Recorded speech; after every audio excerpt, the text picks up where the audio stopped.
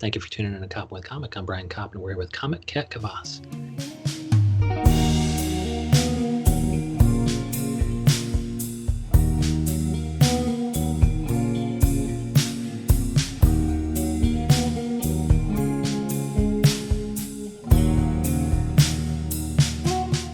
Kat Kvas, how the hell are you?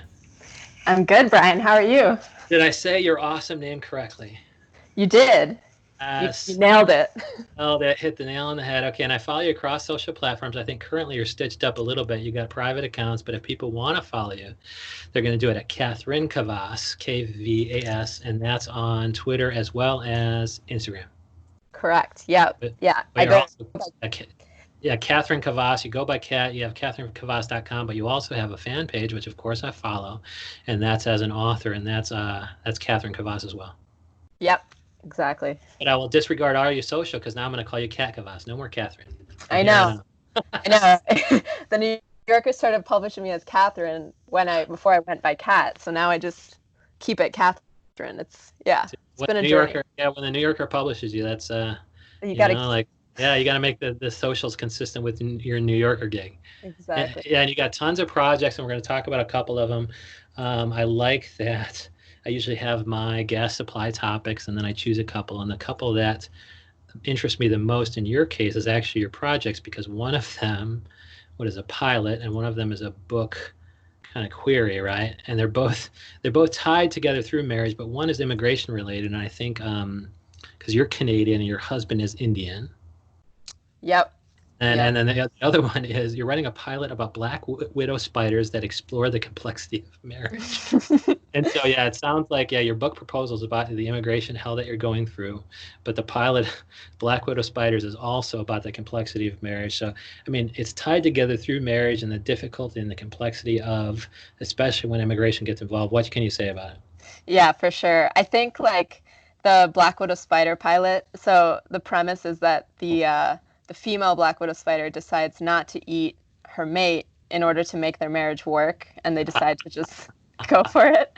But that definitely stems from immigration because, again, my husband's Indian, I'm Canadian, and we're both kind of trying to figure out our lives together in the U.S. And obviously, like my husband being from India, there's a lot of like cultural differences, and the pilot's kind of about how he fits in a world that doesn't necessarily always welcome him or open up to him. So it's kind of just like trying to figure out those complexities, and also just a normal marriage and how, the nuances of that work too. And how is the world not opening up to him? Is it like because of his culture, or because his culture is not fitting in perfectly with America? Or the fact that they're just saying, we're not going to let you in yet? Yeah, pretty much just like, I mean, it's a little bit of all those things. Of course, like, we found our people here, I think, and like it's not that like everyone's like go back to where you're from. It's more just not a lot of that in New York City, I wouldn't think. Exactly. But it is like a general message, I think, from immigration, especially now in Trump's America. There's this whole vibe of we don't really want immigrants, and I mean, but it's been interesting because we've been experiencing that really firsthand, trying to get our green cards here, and everything Trump does pretty much directly affects us. Like all of his decisions and canceling like that H-1B visa, or even like canceling the student visa, which I used to be on. It's just like all pretty personal. It's hard not to take personal. Yeah, some people are really affected personally by Donald Trump's policies, and one of them is Kat Kvas. Exactly. There are others dealing with other, affected by other policies, but when it comes to immigration, Kat Kvas is affected in numerous ways. But you just have to wait them out, right? Like, it looks like the pandemic is killing everybody, and the poll numbers are reacting accordingly. Yeah. And so, I mean, it's not like you wish for the pandemic, but if it means you can stay in the country. Exactly. Just wait it out long enough and we'll see what happens. Yeah. And like, is that going to, has your book, your pilot, has it changed, or your book or your script, or I guess book proposal and pilot, have they had to change? Because I suppose difficulty with immigration before the pandemic can be, pitched as pure hell. But now hell is kind of relative. Yeah. I No, mean, that's have you had to kind of like, because I suppose, any problems you were having before, I suppose the pandemic made it worse. And so you can just talk about, yeah, it's hellish. And the pandemic only exacerbated the problem. Yep, the pandemic definitely made it worse. I mean, I think it's the Trump is kind of using the pandemic as an excuse to really crack down on, you know, Yes, all yes, he those is. policies he wanted to do before. But yeah, I mean, we've had we've had immigration problems throughout our time here in the U.S. But it really has been a journey that's come full circle now that we're in the middle of a pandemic trying to get a green card because there's also like other things I didn't even realize you had to do like you need blood tests and vaccines or at least you have to Ah, prove you have a certain amount and basically what they're doing now is that they're making it mandatory that everyone needs to get these vaccines right now. If you're applying for a green card, you have to get them now in the middle of a pandemic, and I think it's on purpose because they obviously know how hard it is to do that. It's ah, just it's ah. very interesting. They know it's going to take weeks for, those Exactly. results even to come, and that could discourage you. Just throw as many roadblocks in the way as they can. Yeah. Yeah, it feels Wow. like that. And so, I mean, but that's so fucking funny because he could say something like, "Well, all this high tech talent is coming from countries who Right. have more of a pandemic," but it's like, dude, the U.S. is probably got more of a pandemic issue than any of the countries of these people who want to come over. Like Yeah. in India or something, is there, what's the pandemic like related to the United States? I mean, actually, India's getting worse too. Okay. I think actually there are a spike in cases now, or um, in a lot of countries. But I mean, yeah, America. I think America's number one right now in terms of winning the pandemic. We're number one. I'm so We're proud. so proud. Very proud. I mean, he made us great again. Or I just love like some people they say, like even I think in Harry Potter, somebody said that Voldemort is great. He did terrible things, but he's very great. Like the wand maker said that. Right. Terrible and terrific. I think they share a root word probably. And so certain of these things, like famous and infamous, it's like, dude, yeah, it's a great big old fucking problem. So in that sense, Donald Trump made America It's great again. great. Yeah. Right. He did it in his way. And so, like, you've been going through this hell, and as a former lawyer, I can tell you that I can't help you at all because immigration is its own little beast of law that I know nothing about. But Were you an I mean, immigration? Oh, you weren't an immigration lawyer. oh Okay. no, yeah. I was So I gonna did say. securities, I did eminent domain. I haven't done immigration at all, but there's people All in right. law school who just do that exclusively, and I'll trust that they know what they're fucking doing. So, have you had some good helpers here in New York City? I would hope that some of the top shelf legal talent in the area of immigration law are probably here in New York City. Oh, 100%. Shout out to my lawyer, Sophie Raven. Yes, She's Sophie. Ow. she's been great. She's actually so we're my husband and I are both have backgrounds in advertising, and she's basically done every advertising immigrant's visa that I know. Oh, Pretty good. much everyone in advertising recommends her, but she's yeah, Yes. she knows what's up. She knows what's up. I can't get more detailed than that because she knows a lot, but she knows what's up. Yeah, Yeah, from a exactly. laywoman's point of view, she knows what's up. But just Exactly. yeah, so like how are why did you arrive at Black Widow spiders as the kind of method for exploring the complexity of marriage? Yeah, I think I was just really interested in the dynamic of black widow spiders, and they're actually really misunderstood creatures. Like a lot of there's a misconception that they're really violent and that they want to just kill everything they see, but that's not true. They're actually pretty um, peaceful and shy, and they really just want to be left alone. I've been doing a lot of research on them, but Is I is think that like a comedy writer? Like you guys are, maybe you're introvert, maybe you want to be left alone, but you really want to kill through your exactly, comedy. You want to exactly. selectively kill to laugh. It's a metaphor for For what I comedy writers everywhere. I love it. yeah. No, it is interesting though. They really are introverted creatures that just like they just want to live in peace by themselves. But they're and I feel like exactly I feel like that too. I'm a Cancer, I'm an introverted Cancer, and I just kind of want to be away from people most of the time. But then when you kind of find that person, um, you really go hard for them. So I think there's an interesting correlation between my life and my marriage and Black Widow spiders. Yeah. And so I mean, what's the thing? Should the female spider eats the male spider? Yeah, so At normally what point? Yeah. normally after sex, the female will eat the male. But That's also a myth because most black widow spiders don't eat the male unless they're like in a cage together. But there's a specific breed. This is very detailed because I've been doing a lot of research. But there's good. one specific species of the black widow spider that the male will actually leap into the female's mouth and commit suicide voluntarily. That is so romantic. Why the fuck would he do that? So the reason is because he wants to continue his legacy. There's a better chance that the female will use his eggs if he kills himself. And I don't know why. I think maybe the taste or something. But if like she eats him, there's a better chance she'll use his eggs. So he actually sacrifices himself to continue his legacy. Wait, do you mean that, okay, by allowing this chick to kill me, she's going to be more attentive when mothering her spider children? What do you mean by eggs? So the female has two sacs where she can carry two sets of different eggs by two different males. So if she has another male's eggs, she might use that male.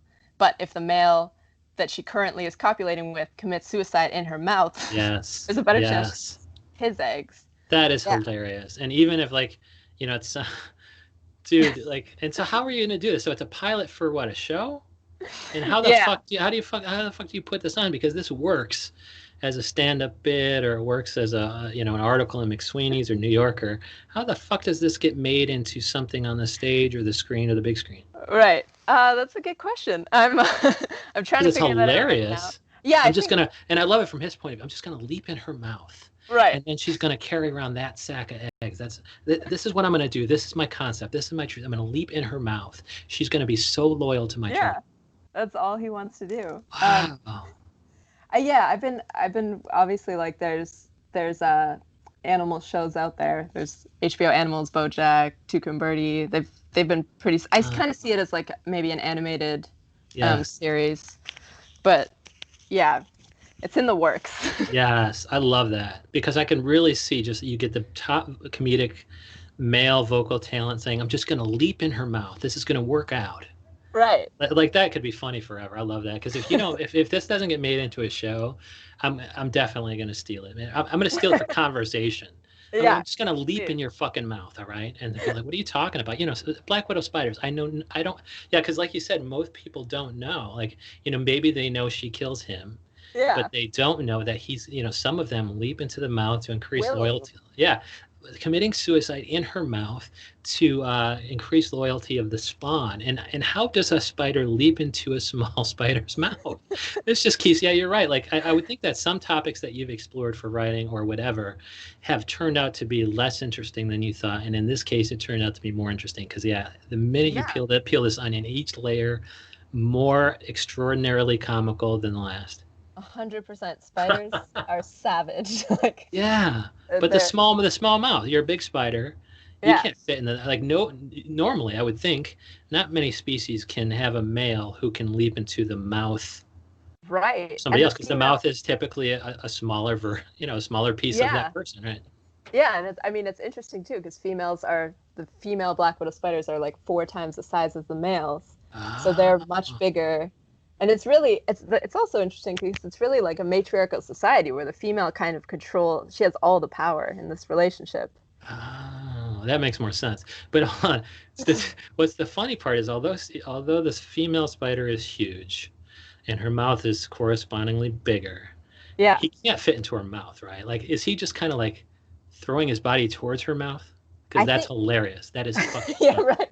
Just launching himself in the general direction. She'll take a nibble and ultimately she'll, eat him piece by piece. Is that how that works? Or have you never seen it? I mean, I think I saw a video. It looks like they leap into the fangs and the female spider will literally just like chew him to death. Yes. I love that. Have you ever seen a sketch of SNL where there were life-size cockroaches? And so like Horatio Sands was in there, big Horatio Sands was in there in a cockroach costume. And then every time, a guy brought his girl home for a date or something and then they kept the lights off. I think it was actually Colin Farrell. Colin Farrell did a great job in this thing. When they turned on the lights, all these cockroaches, these human-sized cockroaches froze on the wall. And at one point, Colin Farrell took off these legs and started beating them with it. But of course, all this gross stuff was shooting out of the cockroach's leg. I feel that you need to see that in order to get here, I'm just going to launch myself at her mouth. Let's see how that works. Right. You need the gore. You need the full. That's hilarious. I'm just going to, it's like, how are you going to do that? Her mouth is small. I'm just going to kind of, she'll get it. I'm just going to kind of like launch myself at her mouth. Yeah. I just need her to get what she needs to do. Yeah. Yeah. Wow. That is so great. Are you ever going to find like just a topic that like, other than the spider thing, which is just comical? I'm so glad you found it and brought it to the world's attention. like taking this dry piece of minutia on a Wikipedia article and just talking about it comedically is just a gift to the universe. But have you found a different topic that is that potential for, is that comic gold as a raw material? Yeah. Because it's hard. Like, how would you even do your follow up to that show? Like after Black Widow Spider's runs for 10 seasons, like what's next? I know. I don't know. I mean, my husband and I actually did write a pilot before this about our heightened version of our immigration experience. So like his life in New York. It was really from his perspective more because he's had a really interesting path here, but kind of living in New York and working in advertising and trying to figure out his visa, but making it a little bit more dramatic because, TV. Yeah. I have to heighten the stakes, but now he no longer has to do that in Trump's America. Exactly. Now it's just reality. Like, what is this, a documentary? I thought I was watching a drama here. Yeah, exactly. Midway, it just turns into a documentary and go from there. Yeah, I don't know. It's interesting that like this Black Widow spider thing really became a rabbit hole into a very detailed world, I guess. And do you have people waiting on this, or how do you send something like this around? Like when you're just Kat Kvas and you've been published in all these big magazines like the New Yorker and McSweeney's and all that. Like, do you have people waiting on this script somewhere? So I'm in the talks with a literary agent, but no, I haven't started talking to any TV agents. I'm really trying to just like get this pilot done, fix this other one up, and try and go from there. I mean, yeah, it's hard. It's a very opaque industry. Well, I think I'm going to connect you right now. I think the person you need to talk to is Elise Morales. Oh, and amazing. Elise Morales is the voiceover talent for Colbert-produced cartoons, and she just got a huge podcast. Like she's doing it, like she's interviewing Bert Kreischer for National Lampoon's podcast, which is on all things comedy, which is Bill Burr. And so she does the voice of AOC on a cartoon, and she's on two such cartoons for a Colbert-produced, I don't know, company or some shit. And so I really think the female spider would sound good as Elise Morales. Don't you think, Kat Kvas? I do. I 100% agree with that. Yeah, because she did the AOC impression and she just, great voice. And so I really think a big spider part, I think probably the strong female lead could be Elise Morales. Perfect. Yeah. Thank you. You've hooked me up. Dude, I love that. Yeah, if I had the power to just make that so, it's just like Brian made this deal, saying no, we didn't. Elise Morales made this fucking deal. She was just a former guest on his podcast. All right, so Kat Kvas, we're gonna stay just tuned. Like if you ever unlock that Twitter account, we're gonna find out all about it. But I suppose once we follow you, then you can allow me to see your stuff. I just can't retweet it, right?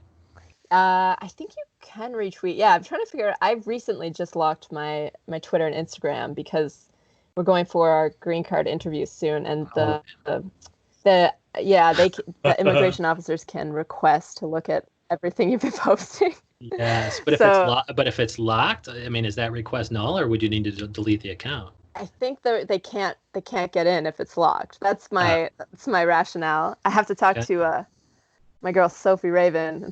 Sophie Raven. Yeah, pretty soon we're going to see Catherine Kvas's Twitter account just disappear because it turns out locking it won't be enough. Anything. But in any event, I think, Catherine Kvas on Instagram is also private. And so, we will know whether or not Sophie Raven counseled her in favor of unlocking it or deleting it if it ever becomes public. But in the meantime, they can look at you at Catherine Kvas. But really, it's Kat Kvas, and I'm so glad you came on. Kat Kvas, thank you so much. Thank you so much, Brian.